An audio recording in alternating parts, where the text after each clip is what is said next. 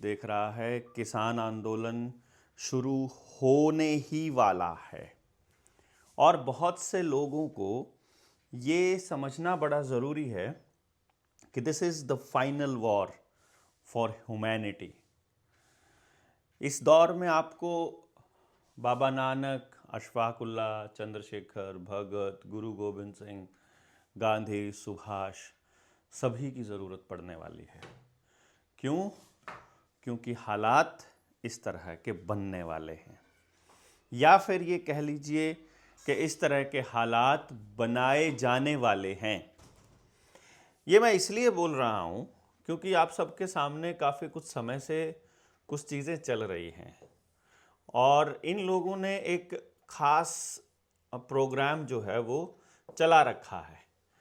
आप देख रहे हैं रोडवेज, एयरवेज यानी कि एयरपोर्ट्स कि ये पोर्ट मतलब जो समुद्री जो बंदरगाह हैं, LIC, भेल, rail, SAIL steel authority of India limited, है ना, आपका Bharat heavy electrical limited, ordnance factories, agriculture, finance, फौज, पुलिस, इंश्योरेंस, स्कूल, अस्पताल, लैंड, आपके गांव की ज़मीनें, बैंकिंग, जुडिशरी, मार्केट जो ऑनलाइन चल रही है, वर्चुअल रियलिटी जिसको ऑगमेंटेड रियलिटी भी बोलते हैं, food, cinema, travel, natural resources, ये सब के सब प्राइवेट कंपनियों को दिए जा रहे हैं और प्राइवेट कंपनियों में भी एक दो कंपनियों को ही सब कुछ दिया जा रहा है। तो जब किसान ये लड़ाई लड़ रहा होगा तब उसको ये बात समझ में आनी चाहिए कि आप जो लड़ाई लड़ रहे हो या जो आप लड़ने वाले हो वो लड़ाई कितनी गंभीर है और उसका असली मकसद क्या है। कहीं ऐसा ना हो कि 1947 से पहले 1857 से लेकर जब 90 साल तक संघर्ष चला हो समाज का, उस दौर में एंड में आपके हाथ में एक ऐसा कानून मिलता है जिस कानून को बनाया ही इंग्लैंड की पार्लियामेंट ने था, द इंडियन इंडिपेंडेंस एक्ट। अब वो कानून तो आपने तो नहीं बनाया है, तो यदि आपको इंग्लैंड की पार्लियामेंट आज़ाद करने की शर्तें दे रही है और कानून दे रही है तो फिर इसका मतलब ये हुआ कि आपको व्यवस्थाएं उसी के हिसाब से चलानी पड़ेंगी, क्योंकि कानून जो कह रहा है उसी के हिसाब से चलना पड़ेगा। अब वो कानून क्या कह रहा है कि संविधान के हिसाब से चलना पड़ेगा, इंडियन इंडिपेंडेंस एक्ट कह लीजिए आप, है ना। फिर गवर्नमेंट ऑफ इंडिया एक्ट 1935 तो है ही है, 1935 वाला, जिसका नाम बाद में संविधान कर दिया गया। अब 1935 में अमेंडमेंट हो सकती हैं तो संविधान में भी अमेंडमेंट हो सकती हैं, तो अल्टीमेटली तो इंग्लैंड के पार्लियामेंट के बनाए हुए कानून के हिसाब से ही हम लोग चल रहे हैं ना। और ये हम लोगों ने मना कर दिया, लेकिन किसने मना किया? भारत ने मना किया, लेकिन उनके वाले इंडिया ने मना नहीं किया। इन दोनों में बड़ा फर्क है। इंग्लैंड जिसको चला रहा है वो व्यापार से चल रहा है और हम जिसकी बात कर रहे हैं वो व्यवहार से चल रहा है। वो जिसकी बात कर रहे हैं वहाँ हर चीज़ का मोल है और यहाँ जिस चीज़ की बात हो रही है यहाँ पर सब आज़ाद हैं। वहाँ आपको जो दे रहा है उसके हिसाब से चलना पड़ेगा और यहाँ आपको किसी खास व्यक्ति के हिसाब से चलने की ज़रूरत नहीं है। आप अगर अनपढ़ भी हुए तो भी अधिकार उतना ही आपका रहेगा इस धरती पर। आप यदि काम नहीं करते हुए तो भी अधिकार आपका उतना ही रहेगा। आप यदि गरीब हुए तो भी आपका सम्मान उतना रहेगा, क्योंकि ये भारत का कानून कहता है, क्योंकि ये प्रकृति का कानून कहता है। परंतु आज ये भारत पर चर्चा के लिए वीडियो नहीं है, ये वीडियो इस वॉर के लिए है, क्योंकि आपको समझ में आएगा कि कुछ फाइट होती हैं जो आपस में हम लोग लड़ते हैं, कुछ बैटल्स होती हैं और फिर कुछ वॉर होते हैं। वर्ल्ड वॉर 3 की तैयारी चली रही है, ये आपको पता ही होगा, और वर्ल्ड वॉर 1 और 2 के बाद ये नया एक ऑर्डर लेके आए, एक नई व्यवस्था लेकर आए। पहले ये व्यवस्था अलग अलग राज्यों में लेके आते थे, अलग अलग देशों में लेकर आते थे। जब देशों ने आज़ादी मांगनी चालू की तो पूरी दुनिया को ही एक हिसाब से चलाना चालू कर दिया। और इस तरह से ये खेल फिर चला।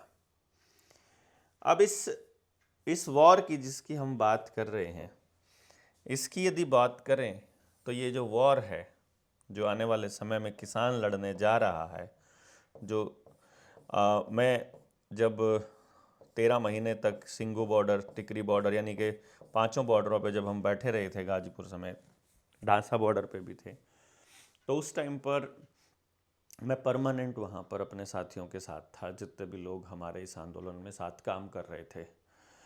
बाकी के किसान रोज़ सुबह स्टेज पे जाया करते थे, यानी स्टेज के पास वहाँ आने वाले वक्ताओं को सुनने के लिए, और वो अपनी इकट्ठ बताया करते थे।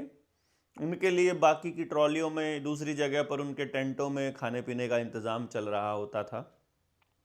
एक ज़बरदस्त तरीके से एक व्यवस्था बनाई इन लोगों ने, सभी लोगों ने मिलकर के, और उस व्यवस्था ने ये बताया कि इकट्ठा रहा जा सकता है, आंधी में, तूफान में, बारिश में, धूप में, सर्दी में, गर्मी में।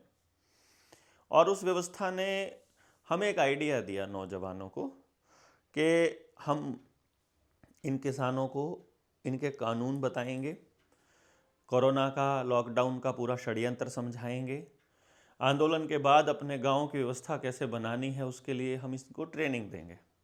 हमने ट्रेनिंग चालू करी। 755 नंबर पिलर के पास एक बड़ा टेंट हमने लगाया, पूरा जैसे हॉल होता है पूरा बड़ा, उसमें 50, 60, कभी 70, 30, कभी 35 नौजवान आते। हम ट्रॉलियों में जाकर उनको रिक्वेस्ट करते, जिन लोगों को हमारे बारे में पता था वो लोग वहाँ आते, हमारी बातें सुनते, हमारे इस पूरे मिशन में साथ देते, और ये समझते कि असल में ये खेती के 3 कानून प्रॉब्लम नहीं है, असल में हमारी नासमझी प्रॉब्लम है। ये 3 कानून वापस लेने से कुछ नहीं बदलने वाला है, क्योंकि हालात ज्यों के त्यों रहेंगे।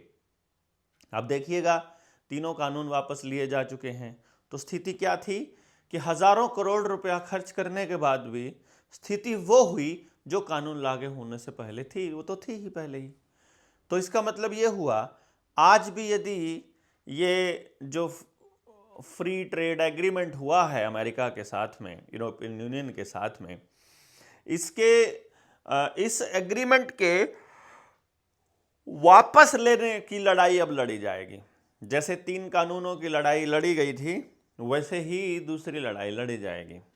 इस दौरान क्या हुआ था, जब आप लड़ रहे थे बॉर्डर पर, तो आप लड़ रहे थे कि खेती के 3 कानून वापस लिए जाएं, और हम लोग लड़ रहे थे कि वापस ले लेंगे तो उसके बाद अपने गांव की व्यवस्था कैसे बनानी है।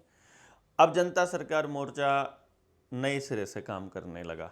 उसका कारण है कि जितनी टीम हमने किसान आंदोलन में बनाई थी, एक किसान नेता जो हमको पॉलिटिकल मानता था और वो बाद में हमारे साथ जुड़ा भी, उसने आ करके एज एन अथॉरिटी उस पूरे टेंट में बैठने वाली प्रक्रिया को, उस पूरी ट्रेनिंग को ख़त्म कर दिया और डिनाई कर दिया, और सबको बोल दिया कि बलहारा की ट्रेनिंग में नहीं आओगे।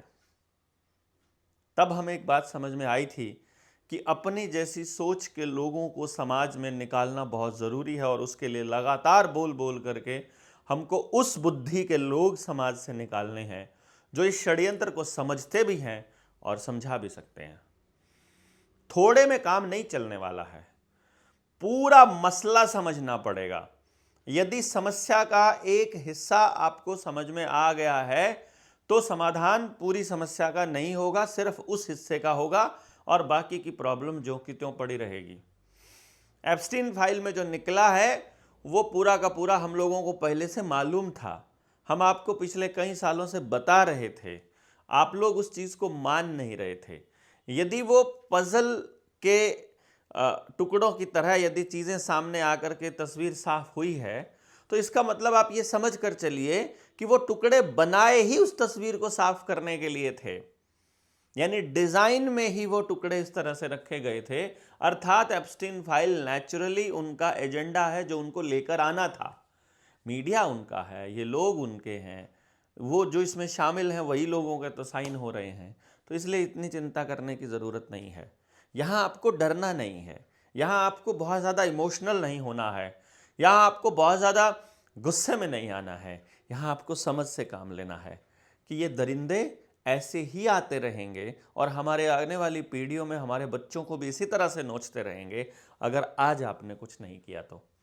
और ये एब्स्टीन फाइल बनने का या आपके गांव में अपराध होने का सिर्फ एक कारण बहुत बड़ा है और वो है माइग्रेशन। यानी कोई भी आदमी जो अपनी मूल जगह छोड़ करके जा रहा है, जैसे मैं गांव फफड़ाना से बिलोंग करता हूं, मैं अपने गांव में कोई ऐसा काम नहीं करूंगा कि मेरे गांव में मेरी बदनामी हो जाए या मेरे ऊपर कोई लांछन लगे। इसलिए ये कोशिश रहेगी कि अपने गांव में कोई गलत काम ना किया जाए। कुछ साल पहले लोग गलत काम कर कर दूसरी जगह पर जाकर बस जाते थे और आराम की जिंदगी जीते थे, बल्कि अपने कमीनेपन को छुपा करके वो तरक्की जैसा कोई सिंबल ऐसा बता देते थे कि अब वहाँ जा कर के मेरी तरक्की हो गई है। और इस तरह से लोगों ने अपनी मूल जगह से भागने को ही तरक्की का नाम देना चालू कर दिया। ये शायद हमें नहीं करना चाहिए।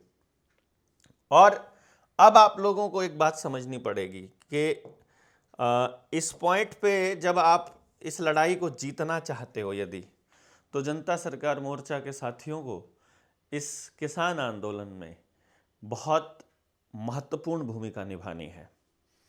जहां सिर अड़ाने की बात होगी वहां ऑलरेडी वो लोग जिनके जो स्टेक होल्डर्स हैं वो खड़े हैं लड़ने के लिए, लेकिन पीछे से चीज़ों को, व्यवस्था को बताने वाला कोई नहीं है।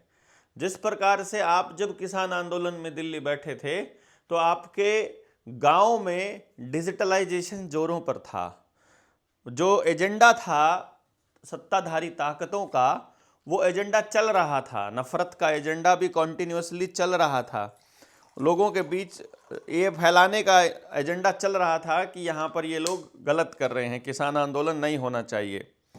जो दुष्ट यंत्र है, दुष्ट यंत्र पता है ना, भाजपा का दुष्ट यंत्र अजय चौटाला की औलाद वो सत्ता में था और उसका बाप अजय चौटाला इस किसान आंदोलन को बीमारी बताया करता था।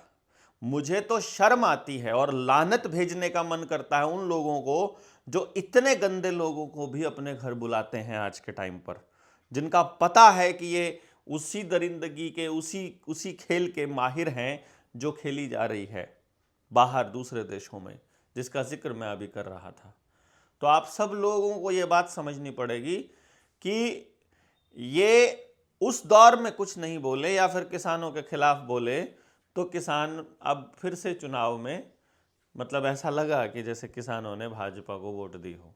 रियलिटी में तो ये नहीं था, समाज के किसी भी तबके में भाजपा को वोट नहीं दिया था, लेकिन ऐसा परसेप्शन मीडिया के माध्यम से, अखबारों के माध्यम से या सोशल मीडिया पर, यूट्यूब, उसमें व्हाट्सएप ग्रुप में डाला जाता है तो लोगों को लगता है, उनके दो चार गुर्गे होते हैं, वो ऊपर से बनी बनाया परसेप्शन डालते हैं खाली। आपको ऐसा लग रहा है कि शायद दूसरे तबके बीजेपी को इसलिए वोट करते हैं कि एक पर्टिकुलर कास्ट का कोई मुख्यमंत्री ना बन जाए, या फिर सेंटर में किसी को इसलिए चुनते हैं कि कोई एक पर्टिकुलर रिलीजन को सपोर्ट करने वाली पार्टी की सरकार ना आ जाए। रियलिटी ये नहीं है दोस्तों, ये केवल परसेप्शन बनाने के लिए खेला जा रहा खेल है। और जिस वक्त दिल्ली में किसान बैठा होगा या संसद पे जब अटैक कर रहा होगा तो गांव में सौहार्द बनाने की ड्यूटी अपने जनता सरकार मोर्चा के कॉन्सेप्ट को समझने वाले लोगों की होगी। जो वहाँ दिल्ली में चल रहा है उसके बदले में कोई अफवाह ना फैल जाए, उसकी ड्यूटी गाँव में चलने वाले लोगों की होगी।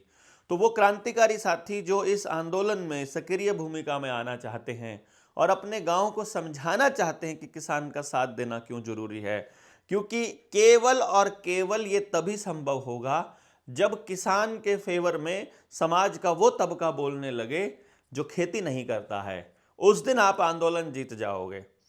रोडवेज के बारे में जब रोडवेज कर्मचारियों के फेवर में आम पब्लिक बोलने लग जाए तो रोडवेज प्राइवेट नहीं होगा। जब किसी भी तबके के बारे में आम पब्लिक बोलने लग जाए उनके फेवर में तो सरकार उनका कुछ नहीं बिगाड़ पाएगी। ये संसद में बैठे लोग, संसद में बैठे गुंडे उनका कुछ नहीं बिगाड़ पाएंगे। लेकिन क्योंकि हमको आदत नहीं है एक दूसरे का सपोर्ट करने की इस तरीके से, और हम कहीं अपनी अपनी समस्याओं में उलझे हुए हैं। इसलिए समस्या के सिर्फ एक हिस्से पर ही हमारी नज़र रहती है, जिसको हमें थोड़ा सा वाइड एंगल करके देखना होगा ताकि हमें समस्या पूरी समझ में आए।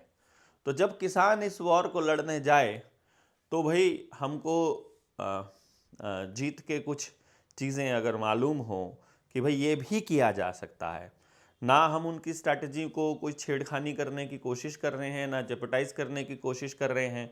और चूंकि जब किसान नेता किसी अधिवेशन में होते हैं और बहुत सारे लोग होते हैं तो वहाँ अपनी सलाह देने के लिए 5-7-10 मिनट ही मिलती हैं, और 5-7-10 मिनट में जनता सरकार मोर्चा ये नहीं बता पाएगा कि आपको ये लड़ाई कैसे जीतनी है। तो हमारे पास एक ही रास्ता होगा कि हम जो गांव में रह करके और लोगों को समझाने का काम और इस आंदोलन से जुड़ने का काम कर रहे होंगे, उसे आपके बीच लाते रहें और गांव क्या सोच रहा है वो बात आप तक पहुंचती रहे और आप अपने मोर्चे में उस लड़ाई को शामिल कर लें। यही किया जा सकता है, क्योंकि 5-10 मिनट में हमें नेता बनने का शौक नहीं है बात बताने का, हम पूरी बात को बताना चाहते हैं। जब हम पूरी बात को बताना चाहते हैं तो जीत के कुछ मंत्र हम इस युद्ध में, इस वॉर में आपको नहीं, बेसिकली किसानों के लिए नहीं है, ये हमारे अपने साथियों के लिए भी है। कल जब बड़ा आंदोलन करना होगा, कल जब बड़ी लड़ाई लड़नी होगी, उस केस में भी आपको ये चीज़ें काम आएंगी कि क्यों जनता सरकार मोर्चा के साथी इतना स्लो चल रहे हैं, क्यों हम लोग कोई बड़ा ऐलान नहीं कर पा रहे हैं, क्यों एक रैली में ऐलान करते हैं कि हम ये टोल जो हैं वो खत्म कर देंगे। जैसे नस्ल बचाओ रैली में टोल के खिलाफ आंदोलन करने की हमने हुंकार भरी थी, लेकिन हम कुछ नहीं कर पाए। कारण क्या था? हमने वहां से अनाउंसमेंट किया कि टोल के आसपास के गांव के जनता सरकार मोर्चा के साथी गांव में निकलो और हर गांव से 20-30 लोगों की टीम बना करके आसपास के 10 गांवों के 200-300 लोगों की एक टीम बना लो, ताकि हर टोल के ऊपर हमारे लोग हों, जब भी कॉल हो तो उन टोल वालों के सामने एक खतरा हो। लेकिन हमारे साथी उन 10-20 गांवों में जाकर लोगों से मिल नहीं पाए, जिसकी वजह से टोल के आसपास के लोगों की टीम नहीं बन पाई, जिसकी वजह से 19 नवंबर को टोल के मुद्दे पर दिया गया जो घोषणा का एक वार्निंग थी वो हम पूरी नहीं कर पाए। फिर इसी तरह से जब हम इस लोन वाले मसले पर जब हम बोलने लगे, हमने कहा कागजी लड़ाई हम जीते हुए हैं, कानून हमारे पक्ष में है, भारत के कानून के हिसाब से हम आपका कर्जा अदा करेंगे, 100% करेंगे, परंतु उनकी गुंडागर्दी से कैसे बचेंगे? जब किसी जज को वो गलत इंफॉर्मेशन दे देते हैं और वकील को पैसा देने के लिए हमारे पास अनलिमिटेड पैसा छापने की मशीन नहीं है, लेकिन बैंकों के पास है, तो वो किसी भी वकील को कभी भी खरीद सकते हैं। तो इसका मतलब ये लड़ाई वकील नहीं लड़ेगा, फिर संगठन का कोई दूसरा आदमी भी नहीं लड़ेगा, ये व्यक्ति खुद लड़ेगा। तो हमने कहा हम आपको हथियार देंगे, समझ देंगे, और आप प्रत्येक व्यक्ति 20 लोगों की एक टीम बनाएगा।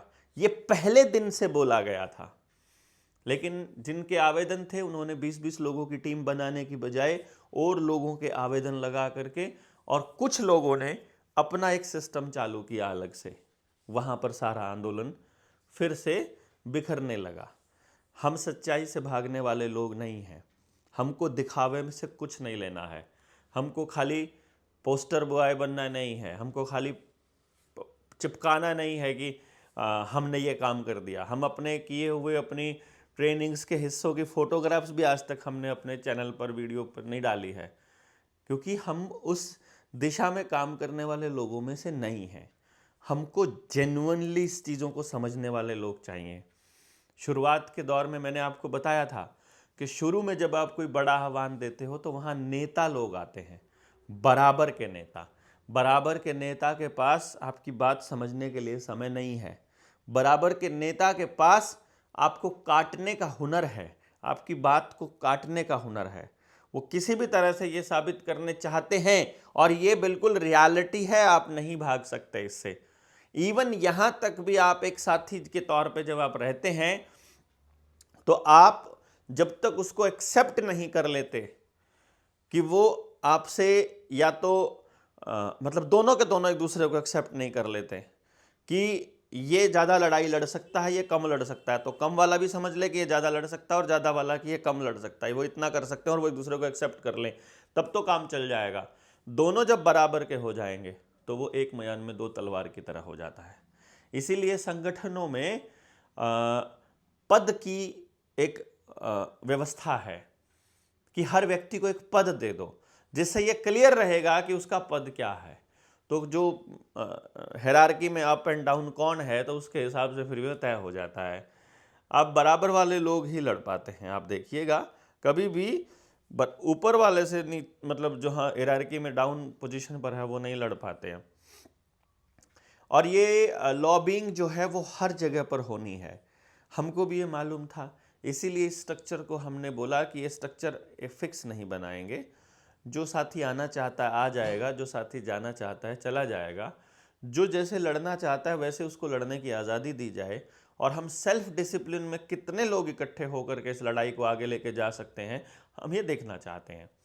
एक आदमी के बोलने से एक ही आदमी का चेहरा चमकता है, और जब हज़ारों लोग होने चाहिए तब जा कर के बात आगे बढ़ती है, तब वो कुछ नहीं कर सकते हैं। इसीलिए हमने इस मूवमेंट को शुरू किया था जब ट्रेनिंग्स पे ट्रेनिंग्स देनी चालू करी थी। तो अब उस पार्ट पे ये एक ट्रेनिंग का हिस्सा है कि जब आप इस लड़ाई को लड़ेंगे, कोई भी लड़ाई लड़ने जा रहे हो, आपको उस लड़ाई के उद्देश्य की स्पष्टता और उसकी पवित्रता का अंदाज़ा है। पवित्रता जो शब्द है ये मैंने इसके लिए यूज़ किया है कि आपकी वो लड़ाई सत्य की लड़ाई है या असत्य की लड़ाई है, आपकी वो लड़ाई धर्म की लड़ाई है या अधर्म की लड़ाई है।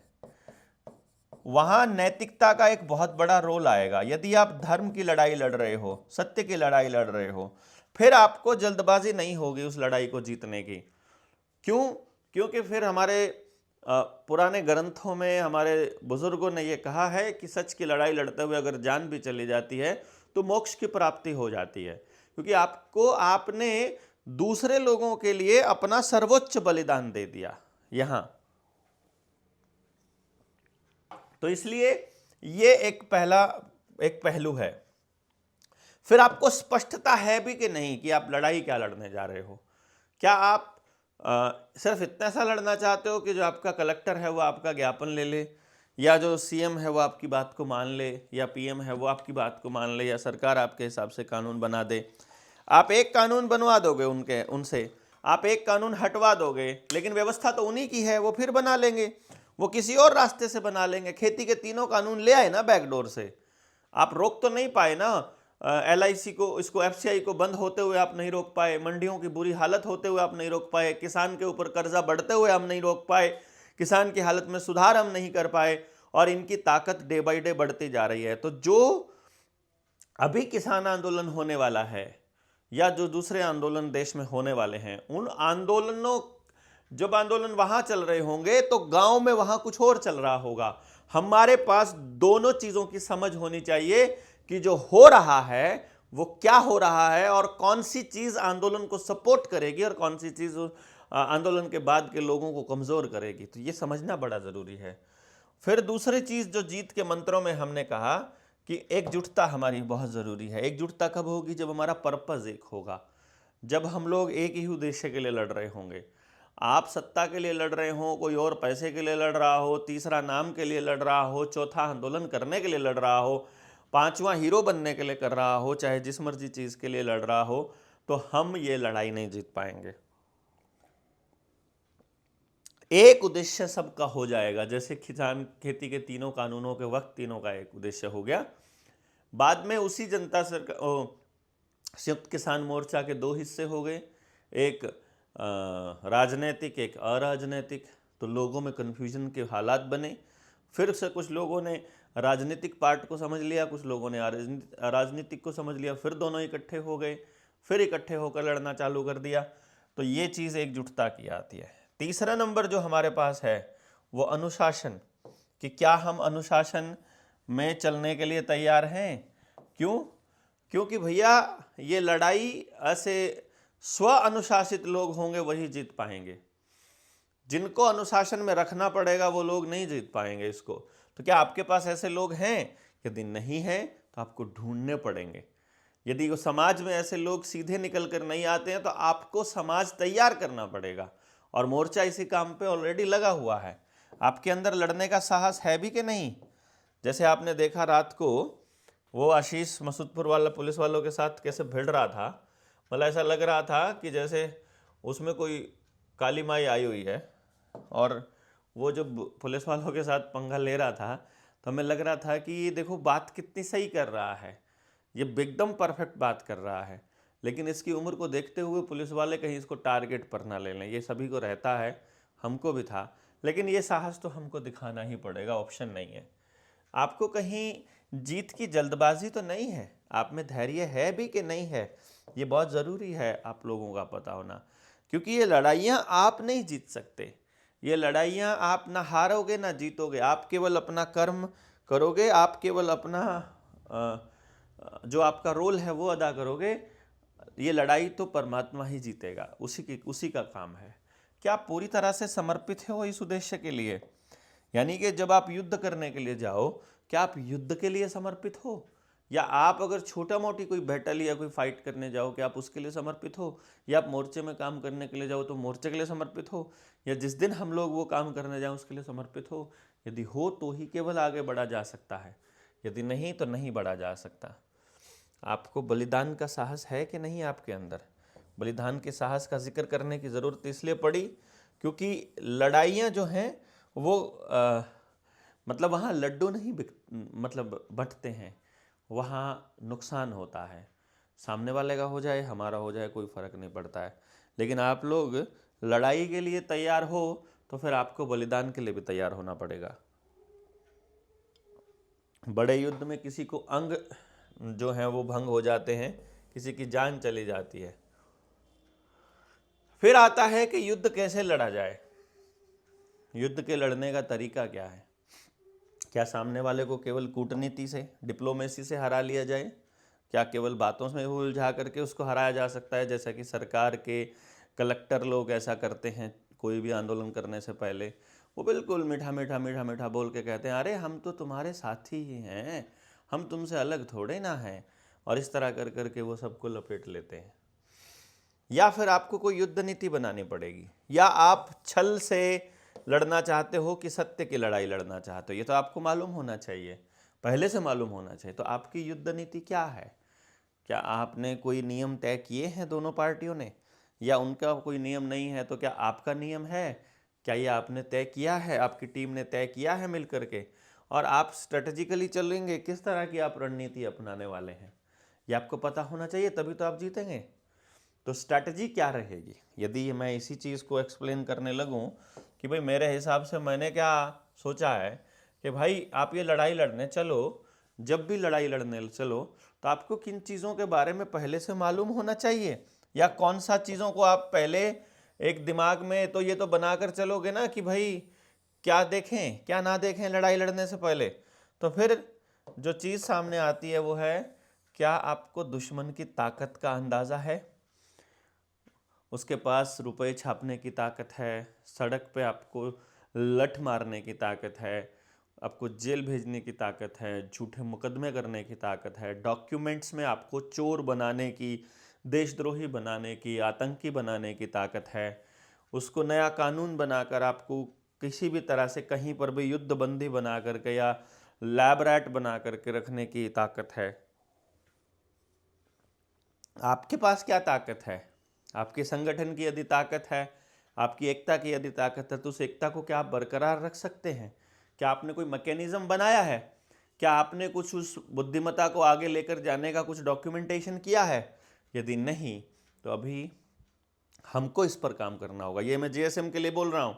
किसानों की किसी भी एक्टिविटी पर उसको छेड़खानी करने का हमारा कोई इरादा नहीं है कि वो उन लोगों को अपने हिसाब से चलना चाहिए कि नहीं चलना चाहिए। फिर क्या हमारे पास दूसरी जो लड़ाई लड़ने के लिए जो दूसरा बड़ा हथियार होता है वो खुफिया जानकारी होती है। तो क्या हमारे पास उनकी खुफिया जानकारी लाने का कोई इंस्ट्रूमेंट है कि उनकी बातें हमें सब पता चलती चाहिए कि वो क्या करना चाहते हैं, उनका अगला स्टेप क्या होगा? उनके पास तो सब कुछ है।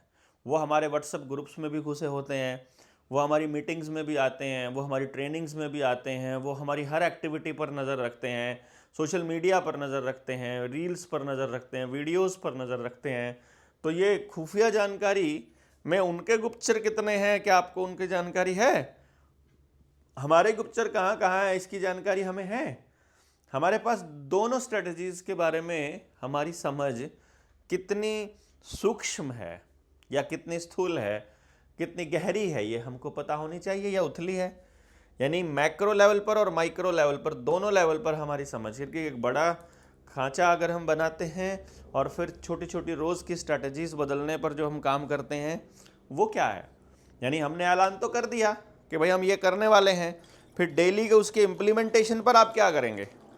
जैसे मेरी अपनी टीम जो हमने बनाई, मैंने कहा कि मैं ये 30 लोगों की टीम बनाता हूँ, ये टीम जो मैं जिस पर पूरा भरोसा करता हूँ और जो मुझ पर भरोसा करती है मैं सब मानता हूँ, और मैंने उसे टास्क दिया कि पूरे इंडिया में जितने लोग मिले हैं उसमें से हमको 20-20 लोगों की लिस्ट हमको दो, जिनको आप जानते हो या जिनसे आप जुड़े हो या जो सोसाइटी के लिए काम कर रहे हैं। हमारी टीम ही हमारी को नहीं बता पाई है अभी 1 हफ्ते में ही, बताइए जरा। तो ये इतनी बड़ी ताकत से लड़ाई केवल हव्वे के दम पर तो नहीं लड़ी जा सकती ना, प्रैक्टिकली सोचना पड़ेगा आपको। मतलब हवा में बात करके और ऐसे कह करके ये लड़ाइयाँ नहीं लड़ी जाएंगी। ये बहुत डीप लेवल की बातें हैं जिसको हमें समझना है। और लड़ाई का जो अगला जो स्टेप जो सबसे महत्वपूर्ण रहता है, यदि आप सचमुच इस लड़ाई को जीतना चाहते हैं, तो भाई आपको सप्लाई चेन पे अटैक करना पड़ेगा। ये एक बहुत ही महत्वपूर्ण बात है जो मैं बता रहा हूँ। जब भी कोई बड़ा युद्ध होता है तो दुश्मन सेना को खाना कहाँ से मिलता है, पानी कहाँ से मिलते हैं, युद्ध के हथियार कहाँ से मिलते हैं, उनका उनका सिस्टम चलता कैसे है, ये चीज़ें पता होनी चाहिए। इसीलिए पुराने युद्धों में आपने देखा होगा कि भाई युद्ध एक तरफ चल रहा है, दूसरी तरफ राजा के खजाने को लूटने की भी प्लानिंग चल रही होती है। क्यों? क्योंकि सारा रसद, खाना पीना सब उस खजाने से ही आएगा। तो आपके पास क्या है खजाने में? आपके पास घर में कुछ सेविंग है, लोहा पड़ा है कि हथियार बना लेगे गला के, या रुपया सोना चांदी पड़ा है कि उसको दे करके कुछ सामान खरीद लोगे, युद्ध का सामान खरीद लोगे, या आपके पास कुछ ऐसी चीज़ें हैं जिनके मदद से आप कुछ साल निकाल देंगे। उनके पास है, वो कई साल भी निकाल देंगे। आप अनाज ना मत उगाओ, उनके पास सारा जुगाड़ है। आप उनको कोई मदद मत करो, उनके पास सब जुगाड़ है, उनके पास मशीनें हैं सब काम करने के लिए। आप उनके ऊपर कितने डिपेंडेंट हो ये देखो। उन्होंने अगर आपका आधार कार्ड बंद कर दिया, उन्होंने अगर आपकी सेवाएं बंद कर दी, तो आप कितने दिन सरवाइव कर पाओगे? उन्होंने पानी बंद कर दिया तो आपके पास पानी का स्टोरेज का क्या खेल है? उन्होंने आपके ऊपर यहाँ जैसे बाढ़ का अटैक अभी हिसार के कुछ जिलों में और पंजाब में उन्होंने करके देखा था, टेस्टिंग करके देखी थी। अगर ये डैम तोड़ देते हैं, इधर से टिहरी डैम और उधर से नंगल डैम, तब आपका क्या हाल होने वाला है। अगर 20-20 फुट पानी आ जाए, 10-10 फुट पानी आ जाए, तो अनाज बचेगा आपका? रोटी कहाँ से खाओगे? आपके पास ऑप्शन नहीं बचेगा ना। तो जो 5 किलो अनाज लेने वाली स्ट्रेटजी जो इन्होंने बनाई हुई है, वो जो पीडीएस बनाया हुआ है, वो एग्जैक्टली काम आने लग जाएगा ना आपके। ये समझिएगा आप, इसको इसको इसको बहुत अच्छे से समझना है। बिना समझे आप इस प्रोसेस को नहीं ले सकते, इसको ऐसे हल्के में आप नहीं ले सकते, क्योंकि हल्के में लिया तो गड़बड़ हो जाएगी। ये चारों भी ले लेना साथ में पीछे से। तो आप ये समझिएगा, ये इसको आसान नहीं है ये। तो ये सप्लाई चेन जो है, तो ये सप्लाई चेन कहाँ से आती है, इसके बारे में क्या आप लोगों को मालूम है? यदि आपको नहीं मालूम है तो फिर गड़बड़ हो जाएगी। और यदि आपके पास इनकी सप्लाई चेन तोड़ने का कोई मैकेनिज्म नहीं है, यदि आपके पास इनके इस षड्यंत्र को नाकाम करने का कोई मैकेनिज्म नहीं है, तब आप इनसे नहीं लड़ पाएंगे, ये तय मानकर चलिए। तो आपको इनकी सप्लाई चेन को तोड़ना होगा कि इनको ऊर्जा कहाँ से मिलती है, इनको ये खेल इनका किस तरह से चलता है। अगर ये जानकारी आपको नहीं है तो आप इस लड़ाई को आगे तक नहीं लेकर जाएंगे, ये समझ लीजिएगा, और ना ही आपको आगे तक लेके जाना चाहिए। ठीक है? हैंग हो गया? बस रहने दे, छोड़ दे।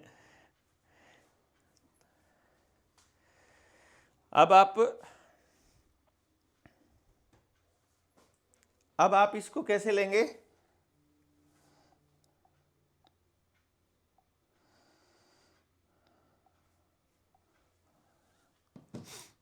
जी, अब ऊर्जा का प्रवाह यदि आप इसका रोकना चाहते हैं तो फिर आपको जहां से पावर इस सिस्टम को मिल रही है वो पावर रोकनी पड़ेगी। वो कहां से मिल रही है, उसको कैसे रोकोगे? सूचना का प्रवाह, ये भी बड़ा जबरदस्त है। छद्म युद्ध, ये भी बड़ा जबरदस्त है, एक आइडिया है।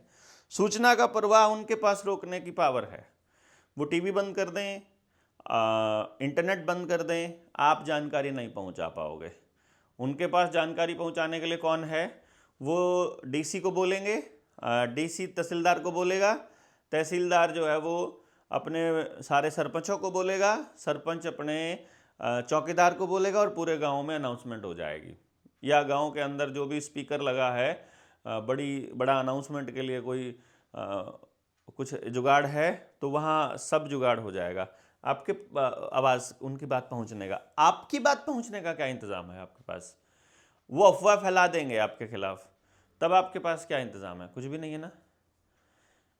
छद्म युद्ध, असल लड़ाई कहीं और चल रही होती है। जैसे अभी बॉर्डर पर लड़ाई चली थी किसानों की 13 महीने तक, 13 मंथ्स तक, और लोगों को लगा ये लड़ाई यहाँ चल रही है, जबकि एक्चुअली बैकग्राउंड में जो गवर्नमेंट है वो कुछ और काम कर रही थी। वहाँ कोई और घपले चल रहे थे, और पॉलिसीज बन रही थी, वो विदेशों में घूम रहे थे, सेटिंग हो रही थी, पहचान हो रही थी लड़ने वाले लोगों की, और ढूंढ रहे थे सीआईडी वाले कौन कौन लोग हैं जिनको मैनेज करना है, किन को तोड़ना है, किन को इकोनॉमिकली तोड़ना है, किन के ऊपर मुकदमे करने हैं, कौन जेलों में रखने हैं, किन के साथ क्या करना है। ये सब जो है वो इसी छद्म युद्ध का हिस्सा है, पर अपन को तो नहीं मालूम है। फिर था गोरिल्ला युद्ध। गोरिल्ला युद्ध जो है वो ऐसे होता है जैसे अचानक से गए, छोटी सी लड़ाई लड़ी, फिर वापस आ गए। अगले आदमी को एग्जॉस्ट करते रहो, उसको डरा के रखो, पता नहीं कहाँ से क्या आ जाएगा। सरकार आपके साथ कर रही है, पता नहीं ऑनलाइन चालान कट जाए, पुलिस वाले आ जाएं, रास्ते में ना मिल जाएं, इंटरसेप्टर ना लगा मिला हो, आपको सस्पेंड ना कर दें, कोई कार्रवाई ना हो जाए, फेसबुक पे कुछ ना हो जाए। मुझे कल एक दो मिले, कहते जी हम तो आपकी फेसबुक पर लाइक भी इसलिए नहीं करते हैं क्योंकि हमको खतरा रहता है। ठीक है, अभी एक किसान आंदोलन चलने वाला है। मैं जिस बात पर कर रहा था वो थी जनता सरकार मोर्चा की बात। अब जो मैं बात कर रहा हूँ वो है किसान आंदोलन की बात, कि किसान आंदोलन चलेगा, लोग सड़कों पर उतरेंगे, लोग लड़ने के लिए आएंगे, अपने हक हकूक़ की लड़ाई लड़ेंगे, लेकिन फिर क्या होगा बताइए आप ज़रा। असली चीज़ क्या है? क्या आप लोग इस लड़ाई में किसान को बता पाएंगे, या किसान का साथ दे पाएंगे, या किसान गांव के लोगों तक अपना संदेश पहुंचा पाएगा कि हमको लड़ाई लड़नी क्यों ज़रूरी है, दूसरे तबकों को साथ देना क्यों ज़रूरी है, दूसरे लोगों को समझाना क्यों ज़रूरी है? और अगर किसान गांव में नहीं जा पाएगा तो उसके लिए ये काम हम करेंगे, जनता सरकार मोर्चा के साथ ही करेंगे।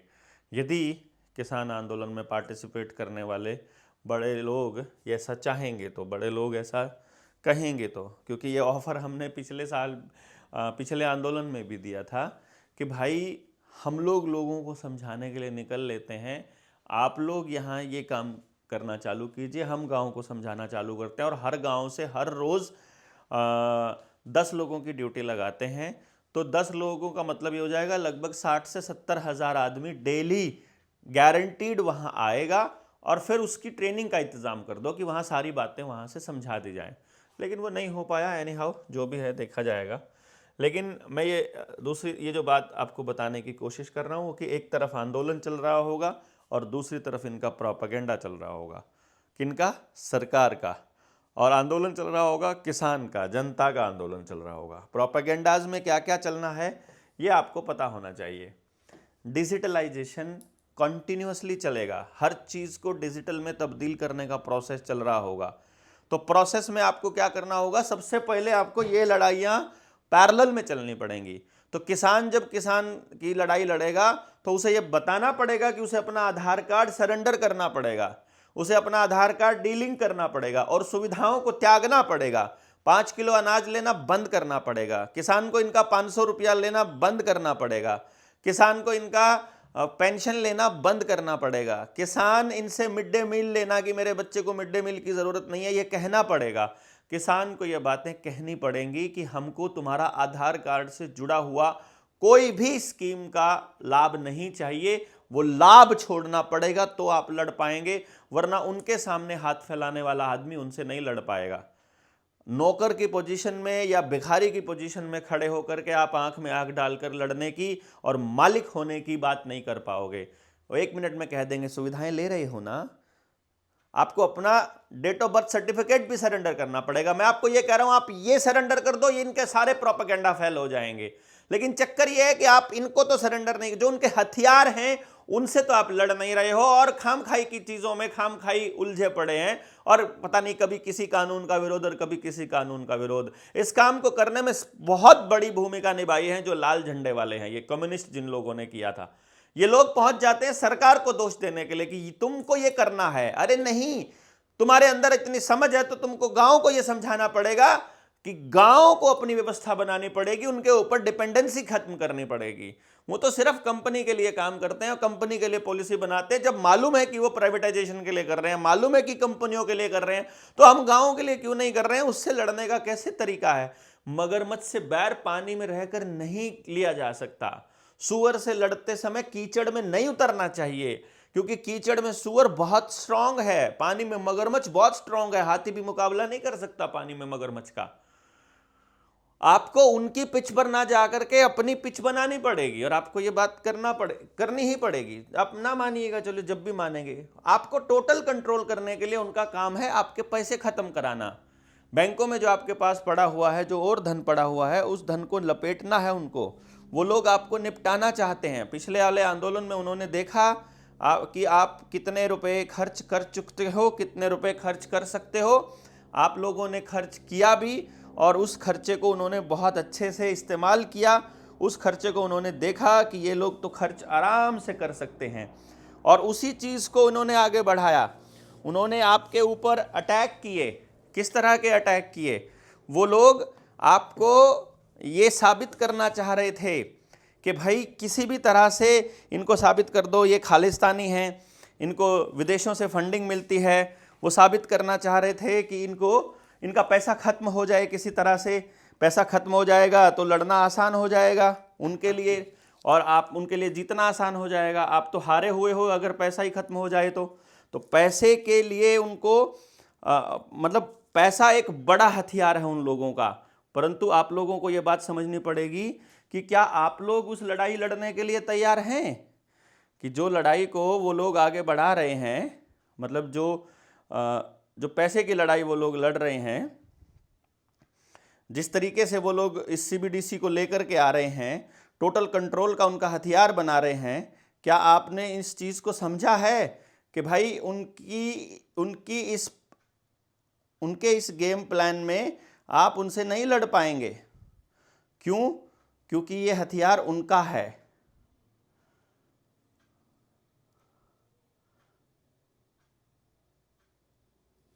क्योंकि ये हथियार उनका है, सीबीडीसी उनका है, उन्होंने इसको हथियार बनाया है। अब बैंकों में आपका पैसा खत्म हो जाएगा, उस दिन वो आपसे कुछ भी नहीं मांगेंगे। क्यों? क्योंकि उस दिन उनको पता होगा सीबीडीसी का टोटल कंट्रोल उनके पास है। तो डिजिटल मनी का विरोध आपको करना पड़ेगा। 2-3 चीज़ें कर दीजिए। आप सरकार को फीड करना बंद कर दीजिए। सरकार की फीडिंग कहाँ से हो रही है, मैं आपको थोड़ा सा एक्सप्लेन कर देता हूँ। सरकार की फीडिंग कहाँ से हो रही है, इनको फीड कहाँ से होता है? एक तो जो आप टैक्स देते हो उससे, सारी तरह के टैक्स, यानी कि बिल लेना बंद कर दीजिए, इनकम टैक्स देना बंद कर दीजिए। एक जो फर्जी लोन दिया हुआ है उसकी इंस्टॉलमेंट्स आपको बंद करनी पड़ेंगी। इससे पहले एक बात उनसे पूछ सकते हो कि जो आपने लोन दिया था वो आपके पास था भी, बाकी मोर्चे का एक आवेदन है ही है, उसको तो पता ही होगा आपको। अदरवाइज आप उस आवेदन को अपने आप भी भरकर लगा सकते हो। 7696627656 पर व्हाट्सएप कीजिए, आपके पास उसका लिंक आएगा, हिंदी में आवेदन भरिए और भेज दीजिए। हर बैंक के पास जाकर के 100 रुपये मांग लीजिए, 100 रुपये का नोट दो और बोलो कि जो इसके ऊपर लिखा है गवर्नर के साइन के साथ कि मैं धारक को 100 रुपये अदा करने का वचन देता हूं, मुझे 100 रुपये दो। इसका लीगल टेंडर नहीं चाहिए, सिक्का लीगल टेंडर है, 1-1 रुपये का सिक्का। एक एक रुपए का नोट लीगल टेंडर है, 5 रुपए का नोट, 10 रुपए का नोट, 20 का नोट, 50 का नोट, 100 का नोट, 100 का नोट, सब लीगल टेंडर हैं। लीगल टेंडर नहीं चाहिए, रुपया चाहिए। बताए आरबीआई, बैंक बताए पूरे देश को कि रुपया क्या है, तभी तो मालूम पड़ेगा आपको कि रुपया क्या है, जब भी तो आप इसको बता पाएंगे। दूसरी चीज, इंस्टॉलमेंट्स आपको बंद करनी पड़ेंगी, रुपया मांगना चालू कर दो, जितना गोल्ड पड़ा हुआ है इनके पास वो सारा का सारा वापस ले लो अपना, और जितनी जमीनों के को इन्होंने लोन पर रखा हुआ है सबका एनओसी डिमांड कर दो।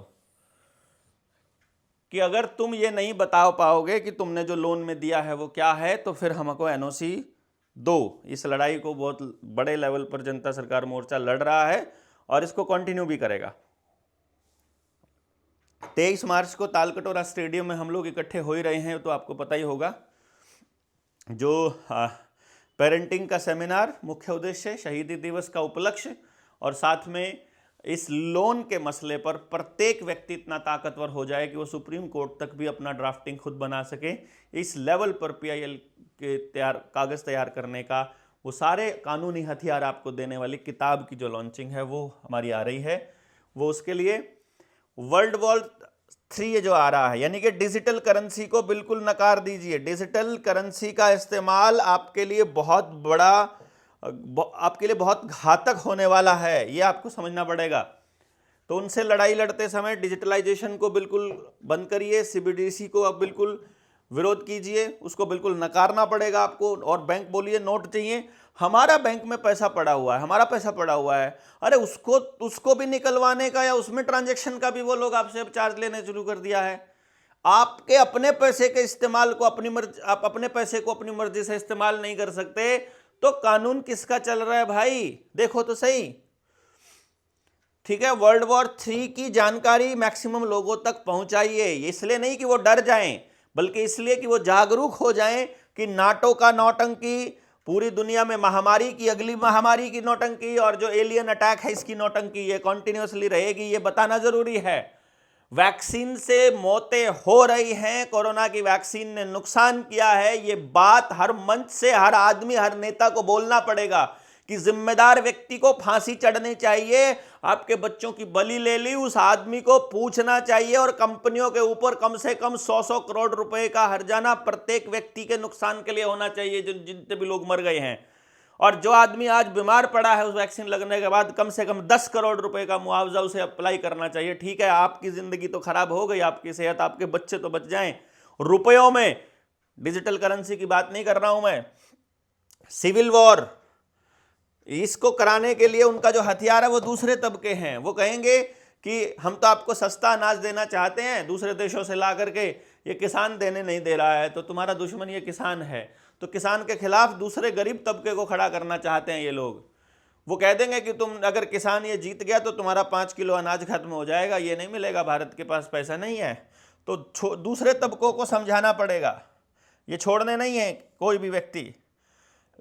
लैंड एक्विजिशन, नेचुरल रिसोर्सेज पूरी तरह से बैन और बंद कर देने हैं, कि जब तक किसान की लड़ाई का समाधान नहीं हो जाता है कोई माइनिंग नहीं होगी। चाहे इधर हरियाणा की ले लो, हिमाचल की ले लो, उत्तराखंड, झारखंड, जो सब जगह बंद कर दो। जंगल में एक भी पेड़ नहीं कटेगा, कोई, ये जो एलिवेटेड हाईवेज है ये नहीं बनेंगे, कोई ट्रेन नहीं निकलेगी। आदिवासियों में, अंडमान निकोबार में वो लोग एयरपोर्ट बना रहे हैं, मतलब वो लेकर आ रहे हैं, कह रहे हैं यहां शहर बसेगा। अरे यार, वो आदिवासी वहां ऐसी जगह पर, उनसे आज तक संपर्क भी नहीं हो पाया, ऐसे आदिवासी अंडमान निकोबार के एरिया में रहते हैं, उनको खत्म करने वाले हैं ये लोग। भारत के असली मालिकों को खत्म करने की लड़ाई ये लोग चालू कर रहे हैं। नक्सलियों की जमीनों पर, मतलब नक्सली कह करके आदिवासियों की जमीनों पर कब्जा कर रहे हैं। एक भी जमीन की को एक्वायर ना किया जाए और सबकी जमीनों को बचाया जाए, इसकी बात कहनी पड़ेगी किसानों को, हम सबको। ये जो कंट्रोल कर रहे हैं, इस कंट्रोल के खिलाफ अपनी आजादी को डिक्लेयर करना पड़ेगा। जिस प्रकार से स्वराज की घोषणा की थी, बाल गंगाधर तिलक ने कहा था ना कि स्वराज हमारा जन्म सिद्ध अधिकार है और हम इसे लेकर रहेंगे। और हम भी कह रहे हैं कि स्वराज तो हमारा अधिकार है, हम इसे लेकर रहेंगे। One world, one government, one nation, one election का जो नौटंकी चल रहा है, इसको हमको खारिज करना पड़ेगा, क्योंकि भैया मैं आपको बता दूं एप्स्टीन फाइल में अभी बहुत से नेताओं के नाम आने बाकी हैं। खास तौर पे वो लोग, जितने लोग अभी इस टाइम पर, जैसे बिहार के मुख्यमंत्री और चंद्रबाबू नायडू और ये सब का इनका गठबंधन चल रहा है। महाराष्ट्र में भी यही गेम चल रहा है। बिहार क्योंकि प्राकृतिक संपदा के रूप से समृद्ध प्रदेश है, और महाराष्ट्र तो मुंबई को तो ये लोग इकोनॉमिक कैपिटल बोलते ही हैं, तो यहाँ पर इनका कंट्रोल अभी हो चुका है। इन जगह पर जो लोग भी सत्ता में बैठे हुए हैं, उसमें अजीत पवार इनके गेम में प्लान में नहीं फंसा था, तो अजीत पवार को ये किनारे लगा चुके हैं, उसकी तो बलि इन लोगों ने ले ही ली। अब ये लोग ये कर रहे हैं, गेम जो प्लान कर रहे हैं वो ये कर रहे हैं कि 2027 के बाद कभी भी 28 में 29 में जब भी इनको लगे कि, क्योंकि अभी इनके कंट्रोल के मुख्यमंत्री हैं, अगले चुनाव में बनेंगे कि नहीं बनेंगे वी डोंट नो, तो ये इसी दौरान देश के अंदर अशांति का माहौल लेकर के आना चाहते हैं और अलग अलग राज्यों में राष्ट्रपति शासन लगा करके पूरे देश के चुनाव एक ही मतलब पूरे देश की सरकारों को एक ही टाइम पर गिरा सकते हैं, क्योंकि इनके हाथ में है। आपने नीतीश कुमार का खेल आपने पिछली बार देखा होगा कि अचानक से लालू प्रसाद यादव की पार्टी को डंप किया, आरजेडी को, और कहा कि मैं इस्तीफा दे रहा हूं, मुख्यमंत्री पद से इस्तीफा दे दिया, सरकार गिर गई। अगले दिन बीजेपी के समर्थन से सरकार बनाने का दावा पेश कर दिया। इसका मतलब कोई बड़ी गेम प्लान चल रही थी, ऊपर से आदेश आया तुमको ये करना है तो कर देंगे। तो अभी भी इस्तीफा देने का आदेश आएगा अगर एप्स्टीन फाइल वालों के पास से, तो इस्तीफा दे ही देंगे, ये तो मतलब जग जाहिर है। तो उसी टाइम पे फिर देश में ये वन नेशन वन इलेक्शन का प्रोपेगेंडा चल जाएगा। उससे पहले सोशल मीडिया पर आपके सामने ये बता देंगे कि चुनावों में बहुत खर्चा होता है, देश को बड़ा आर्थिक बोझ होता है और इस बोझ को कम करने के लिए हम सब ये कर रहे हैं, जबकि गेम प्लान तो टोटल कंट्रोल का है। गेम प्लान इसमें आपकी देश की खर्चे को बचाने का नहीं है, बल्कि अगर हर दूसरे साल में कोई चुनाव होता है और नेताओं को आपके बीच आकर के वादे करने पड़ते हैं तो जनता ज़्यादा जागरूक होती है उल्टा उससे। यानी ये चुनाव जो हर दूसरे साल में हो रहे हैं, इससे कहीं ना कहीं समाज को फायदा हो रहा है, इससे नुकसान नहीं हो रहा, और हम इसके बिल्कुल पक्ष में हैं जो चल रहा है। अगर चुनाव हो, अगर तो की बात कर रहा हूं मैं, तो खैर इस चुनावी प्रक्रिया का, इस तरह से जो चुनाव चल रहे हैं इस प्रक्रिया का मैं बिल्कुल समर्थक नहीं हूं, और मैं बिल्कुल भी नहीं चाहता हूं कि ऐसी जो योजना है वो किसी भी तरह से लागू हो, क्योंकि इस तरह इन चोरों की इस प्रोपेगेंडा में मैं नहीं आता। तो ये एक साथ रिजाइन वाला मैंने बोल दिया। तो आपको पीछे से क्या करना है, इन सब चीज़ों का आपको विरोध करना पड़ेगा, इन सब चीज़ों के ऊपर आपको बोलना पड़ेगा कि भाई हम तुम्हारे इस गेम प्लान में नहीं फंस रहे हैं, हम तुम्हारे इस सिस्टम में नहीं फंसते हैं। हम जब तक हमारी मसले हल नहीं हो जाते, जब तक हमारे कहे अनुसार कानून नहीं बना देती संसद, जब तक हम जो कह रहे हैं उसके हिसाब से, मालिक के हिसाब से जब तक नौ करेक्ट करना शुरू नहीं करेगा, तब तक मीटर प्रीपेड नहीं लगेंगे गाँव के अंदर। हर मीटर को उखाड़ के फेंकना पड़ेगा आपको, बिजली का बिल नहीं दिया जाएगा जब तक ये मसला हल नहीं होगा। हाई टेंशन जो लाइन चल रही हैं, जो बिजली के खंभे बंद, जितने नीचे पाइपलाइन बिछा रहा है अडानी अपने तेल के लिए, अपनी गैस के लिए, रसोई गैस के लिए, ये सब प्रोपेगेंडा शहरों में बंद। एलिवेटेड कॉरिडोर बना रहा है, जितने ये बाहर पूरे एक्वायर चल रहा है, ज़मीन को एक्वायर कर रहा है, सब बंद।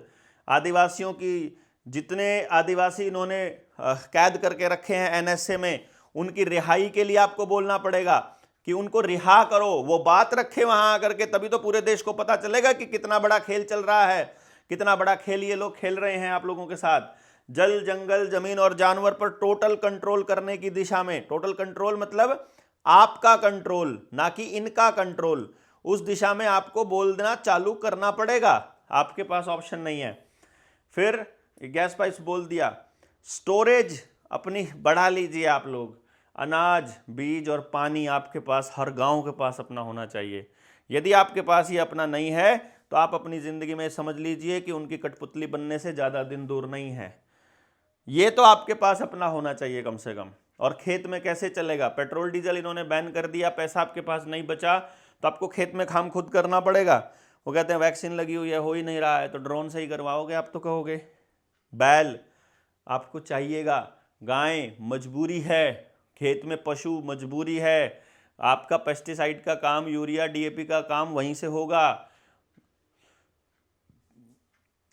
कम से कम 2 साल का अनाज आपके पास हो, सुरक्षित जगह पर रखने का इलाज हो। पुलिस का और पार्टी के नेताओं का इलाज आपको करना पड़ेगा, इनको सिरे से नकारना पड़ेगा। जैसे मसूदपुर में जैसे आशीष के साथ वो हो रहा है, उस चीज़ के खिलाफ आपको खड़ा होना पड़ेगा, इनकी मुखालफत तो करनी ही पड़ेगी। माइनिंग और जेलों की कटाई पर पूरी तरह से रोक लग जाएगी। जब तक किसान अपनी लड़ाई लड़ रहा है तब तक ये पूरा बैन कर दें बाकी के तबके। और कुछ चीज़ें हैं जो आने वाले टाइम में अगली वीडियोस में हम लोग बताएंगे। तब तक अपने जेड़ी और गेसड़े तैयार कर लीजिए। आपके पास लोहा नहीं बचा है, ठीक है, नहीं बचा है, लेकिन अभी समझ बची हुई है, अभी रोका जा सकता है।